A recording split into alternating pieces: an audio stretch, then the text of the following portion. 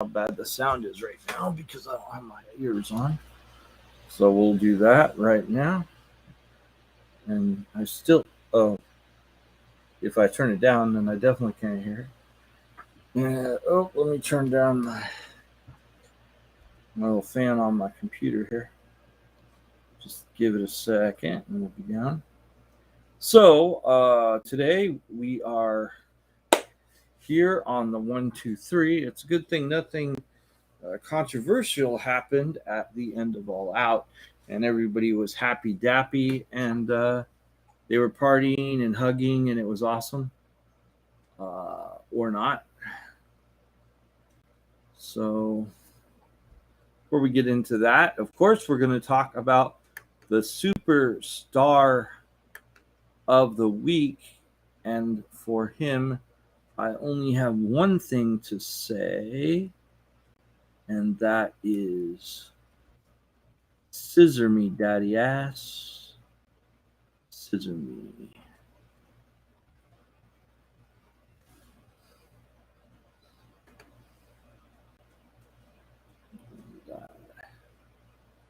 I'm working on like getting some a little bit better here, but it's what it is. Monty Kip Sop, born November 1st, 1963, better known by his ring name Billy Gunn, is an American professional wrestler. He is currently signed to All Elite Wrestling. As a wrestler and coach, Gunn is best known for his appearances in the World Wrestling Federation Entertainment from 1993 to 2004 and from 2012 to 2015. He also served as a coach on WWE's Tough Enough and as a trainer in NXT. He is also known for his appearances with Total Nonstop Action Wrestling from 2005 to 2009. Primarily a tag team wrestler, Gunn is an overall 13-time tag team champion in WWE with 3 different partners. With Bart Gunn as the Smoking Guns, Road Dogg as the New Age Outlaws, and with Chuck Palumbo as Billy and Chuck. He's also a 1-time WWF International Champion and a 2-time WWF Hardcore Champion, giving him 14 total championships in WWE. He is the 1999 King of the Ring tournament winner and was inducted into the WWE Hall of Fame in 2019 as a member of D-Generation X. And if you don't like that, I've got 2 words for you. Early career. After a stint as a professional bull rider and Professional Rodeo Cowboys Association, Sop left the profession in his early 20s in order to pursue a career as a professional wrestler. That guy is a big guy to have on a bull, I think. Trained by Jerry Gray, Sop wrestled on the independent circuit for 8 years, including a brief stint as enhancement talent at WCW, before signing a contract with the World Wrestling Federation in 1993. Now, one thing I will say is it just surprises me how many people are, like, I think of them as, new or something, or that they came in like, say, the 90s, and then I see some of the older pictures that are shared online, and you can see that, like, oh wow, he was there in 83 or something like that.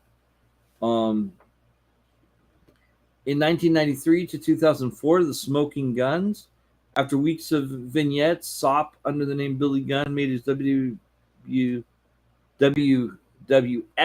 debut on the March 17, 1993 episode of Raw, teaming with his on-screen brother Bart Gunn to defeat Tony Vajja and Glenn Ruth.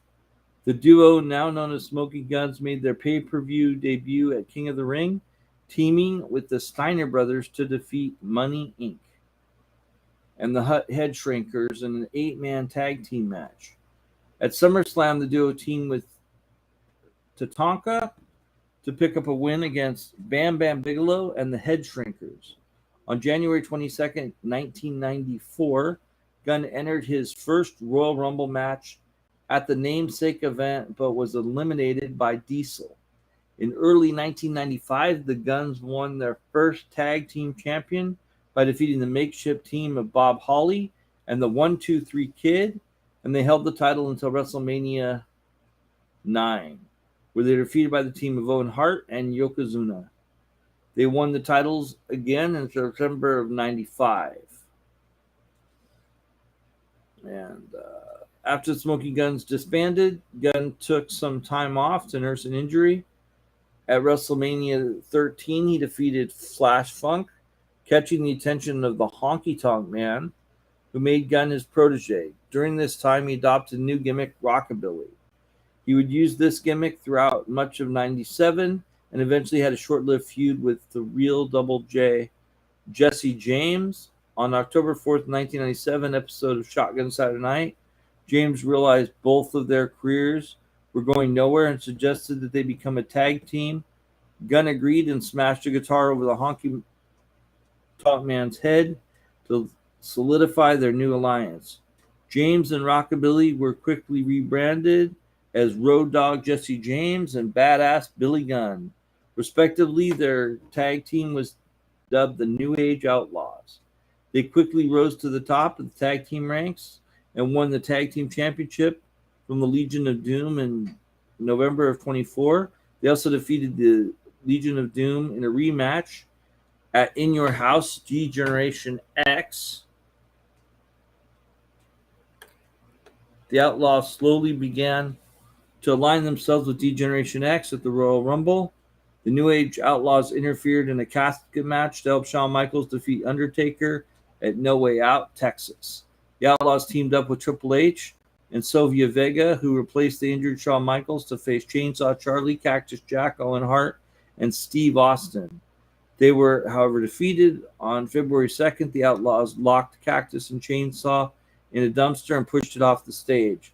This led to a dumpster match at WrestleMania 14, where Cactus and Chainsaw defeated the Outlaws for the tag titles. The next night on Raw, the New Age Outlaws won the tag team championship for a second time by defeating Chainsaw and Cactus in a steel cage match.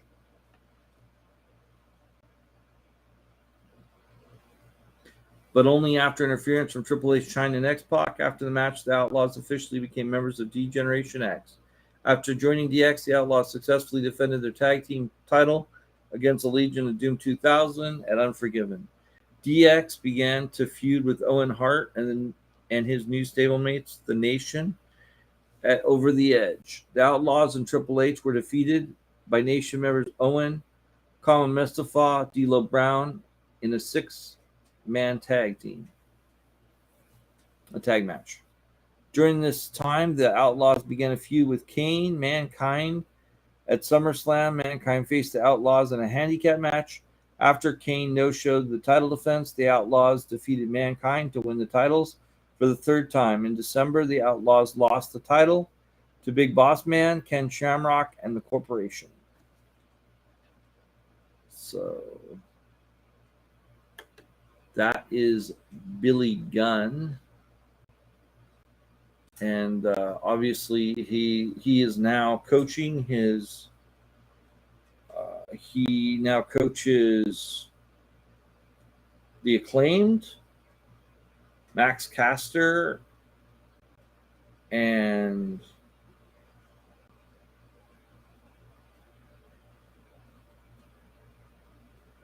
Bowens. Is it? I think it's Anthony Bowens. I want to say Anthony Bowens. Maybe wrong, but I think it's Anthony Bowens. And where he turned on his son because his kids turned on him. And so he decided to. And one of the other reasons to mention him is because the Acclaimed did really well against Swerve in Our Glory. Swerve in Our Glory? Yeah, Swerve in Our Glory. And it's pretty is a good team, and they had a really great match. Probably some people say might have been the best match on all that weekend. Keep in mind there was 15 matches at All Out, and so that was a real big craziness. Last week on AEW, Tony Khan decided or stripped the world title, and in fact didn't even show the world title, like who won the world title, so that it was just like, well, we didn't have anybody do that match because the people that won those titles were not mentioned at all. So from everything that anybody who watches Dynamite knows, there was no champions. They no showed, or I don't know. It's not very clear. So, but what we do know is that the Young Bucks and CM Punk were suspended, and to the point that the Young Bucks are not doing the show Being the Elite. And I know some people don't like Being the Elite. However, there's some history to it. It was the first show, the first appearance of AEW, and then AEW Dynamite before the TV show. First, it was a forming of AEW, and then it was they were like, oh, and now we're going to do a show. So I guess I don't know if All Out would be your inaugural show, because it's a show very similar to All In because it occurs in Chicago, or if it would be Double or Nothing. It'd be one of those two, though. Those two are definitely the flagship pay-per-view shows of AEW. And then you have Full Gear, which is named after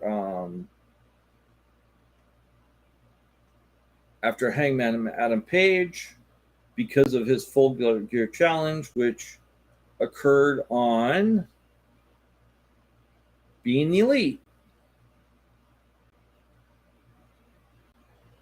And that fourth show is, and then we have like the specials, which are like Fight for the Fallen, Winter is Coming. Two of those were changed. Winter is Coming might have been the sequel to that might have been House of Dragons, or House of Fire. I don't know. Because I don't know if it might not have been House of Dragons. It might have been House of Fire. I'm not really sure. And then there is a third, and then now there's Forbidden Door, but Forbidden Door isn't exactly, well, it's a pay-per-view.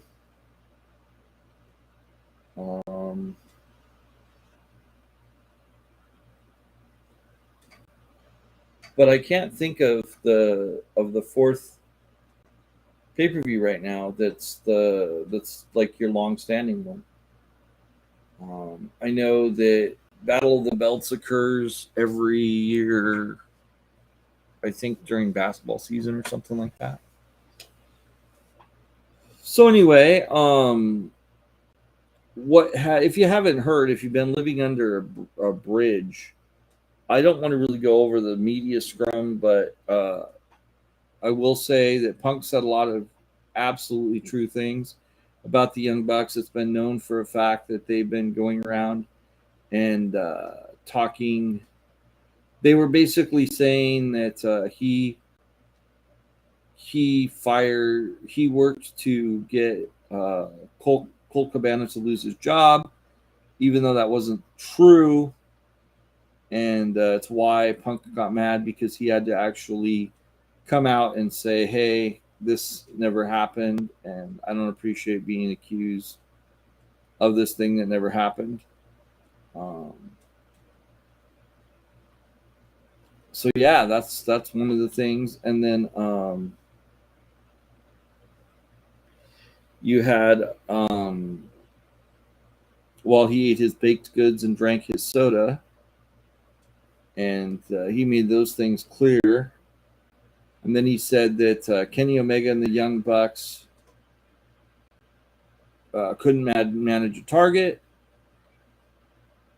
and he said he was old and tired and hurt and was working with children. So he said those things, and I didn't hear anything that was wrong in my mind. And Tony didn't tell me that anything was wrong because he's right there, and he didn't say that CM Punk was wrong in what he said, and CM Punk didn't continue when Tony said that because Tony never said that. Tony never interrupted. If you would have interrupted and said, "Hey, I don't think this is the appropriate time or place or whatever," and then CM Punk would have said, "F you, this is the perfect time and place" or something, then that would have been what led to justification for suspension or for, as a lot of people are pushing for, firing. But he was actually honest. He said what he thought, and at no time did Tony Khan interrupt him. But when he went in the back and he went, we know for a fact was injured with a bicep to tricep tear, because he did a suicide dive into someone, which, by the way, those should stop because the suicide tope suicido doesn't make any sense to me because it's always working together. So I think that's really terrible.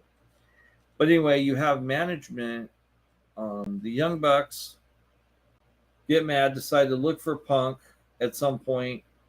They probably don't break down the door. Dutch Mantel says that those storm doors, they don't bust down, but somehow got in. Like either the door was open, which is possible because Ace Steel's wife was in there with CM Punk's dog. And from what we've heard, Ace Steel bit Kenny Omega, grabbed his hair. And we know that Punk punched one of the Young Bucks. I think Matt or Nick, I'm not sure which. And Ace Steel threw a chair at Nick Jackson. But the reality is that they went in, they rushed in, they looked like they were going to accost CM Punk. He defended himself. I don't see a problem in my mind. As managers, they had an obligation or they had options in which they could just talk to Tony Khan and say, "Hey, we need to talk to him," and then they could have pulled someone who was working with them to the side, because it's never appropriate to just attack your employees. So that's my thoughts on it. And honestly, if they go a different way, in other words, if Tony Khan decides to fire CM Punk and keep these assholes, then I'm probably going to no longer, or I'm probably going to give it a little bit of a rest before I cover any AEW, because I think that's just totally the wrong way to go. And you might disagree with me, and I'll listen to your disagreements and your reasoning, but don't be like, "Oh, I think Punk sucks, and so therefore he should be fired, ha, ha, ha, ha," because that's just not going to be acceptable or enough. So tonight we are supposed to see the bracketed match, and it looks like it's going to be 2 matches or 3 matches, because I guess they think that these other 2 matches are going to be very long, which is Sammy Guevara versus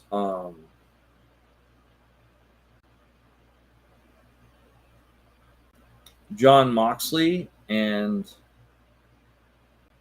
Jericho versus Bryan Danielson, which are both very good competitors, and it could be a good match, but I don't know. I feel like there should be a little bit more. I don't know that I want to watch a 40-minute match. So hopefully there's some more matches to make it more rounded out. I know that was it Battle Royale or something is coming up next week. And the reason I'm not really going through anything is because I didn't see anything. I've been watching. One thing that's really weird about Raw is they're doing the Dexter Loomis Miz storyline, and now it's, I guess some people are kind of suspecting that they're saying that maybe something happened to him. So it's like like some kind of a sexual assault thing going on here, which is not exactly a good time. So that's an interesting point. As far as what will happen tonight, I'm guessing that we'll probably get Moxley Danielson. I'm guessing that Sammy Guevara is not going to end up as moving on. And I don't think Jericho is going to win again in the match between Danielson. I mean, you could get Moxley Jericho 2, which would be interesting, or maybe 3, because there was the spike where he put a spike in his eye. Jericho put a spike in Moxley's eye, and then we had then I think we had a regular match. So I think you could get Jericho coming back for the title. I don't know. As far as Guevara going against Moxley, Moxley's just so hot right now. As far as he's done really well in acting as the voice of the company. What he said in his promo, even Jim Cornette, who always calls him the constant plumber, said that he really had a great promo and good job for him. So that was awesome. Trying to think what. Another thing that's kind of weird is Kenny Omega is currently promoting the video game instead of doing any kind of a time or punishment or anything. So that is a little galling, but it is what it is, I guess.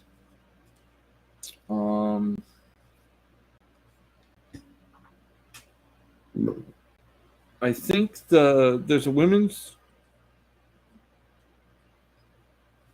I want to say it's a tag match.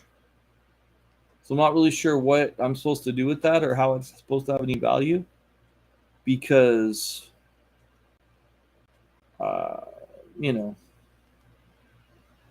it's a tag match, and there's like no tag team championship. And please don't add any more belts. That's not what I'm saying, Tony. No more belts, but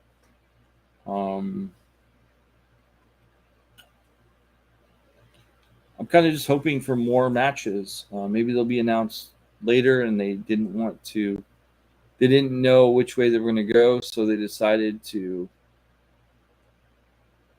Maybe there's a storyline that they're going to try and run or something, and I don't know. It just wasn't a lot. Also on Raw, Sky and Kai, or Damage Control, won their matches, which was really cool. Let's see. On Raw, it looks like we're getting Austin versus Kevin Owens. It looks like at some point. The Edge versus Dominic match was total garbage. I wouldn't recommend it at all. Dominic's not ready, and Edge was trying, but Edge couldn't go crazy on him. I'm guessing because he probably can't take some of the things, like he may not be able to take a spear or just some things he might not be able to take, and Edge didn't want to hurt him, so it didn't kind of happen. You didn't have a concerto in the middle of the ring, and so you had Balor and Damian Priest come out and for the save to kind of decimate Edge, but not really as far as Edge looking like he just Dominic just didn't look very good. Like he could have done a lot more, but a lot of the stuff that Edge sold was just it was all right or whatever.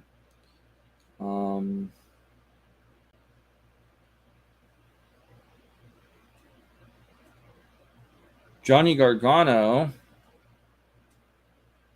was facing. I can't remember who Johnny Gargano was facing Monday. Welcome. Thanks for joining. We're almost done. But, let's see. Johnny Gargano. I think he might have been talking to Austin again. I'm not sure. But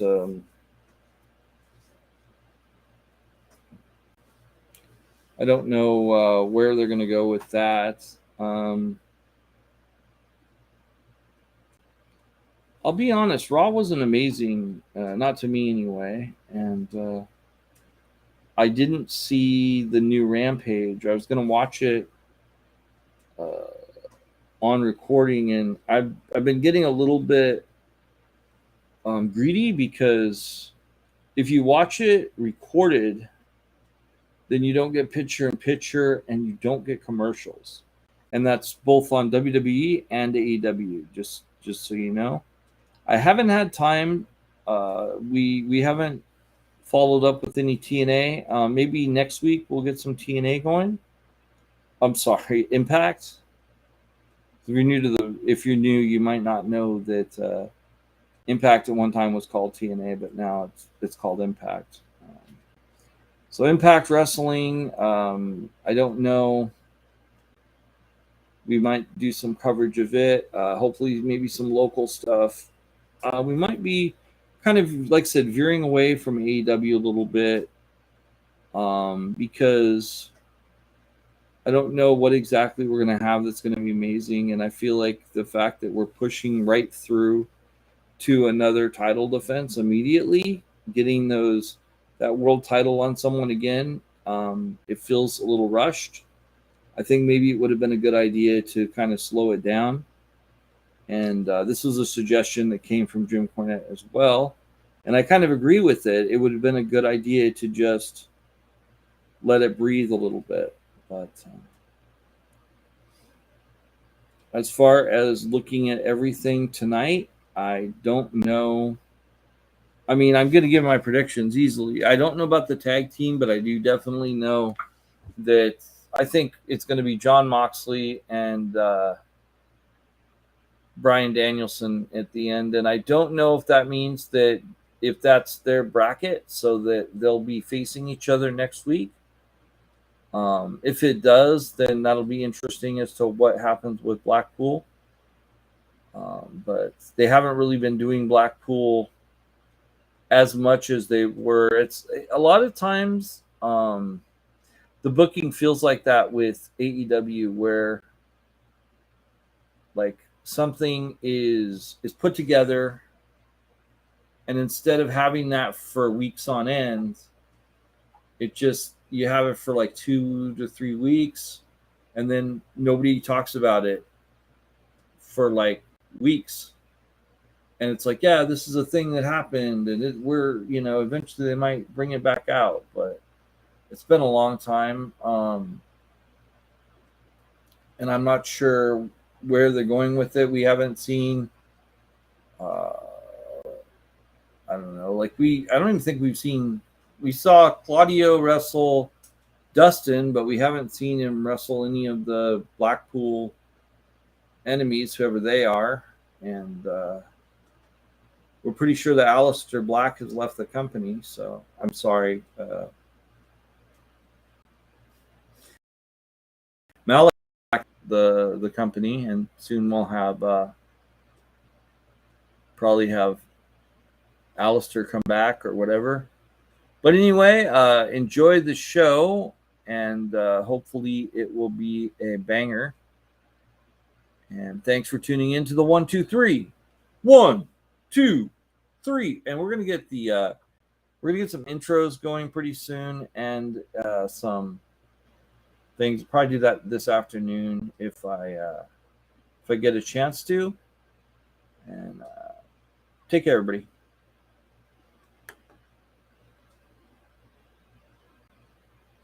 Wait a minute. Wait. One more thing. Before I do that, go on to TeePublic and get yourself a t-shirt. You can get the 1-2-3 right now, and go on to TeePublic/stores/gaming-fixx, and you can get yourself a t-shirt just like the one in the background right there. It's going to say the 1-2-3, have our logo. We also have a retro design, which looks really nice. And if you do that, you can this weekend, instead of $20, they're $14, and all of that helps us out. We really appreciate it. Thanks, and have a great night. Enjoy the show, everybody.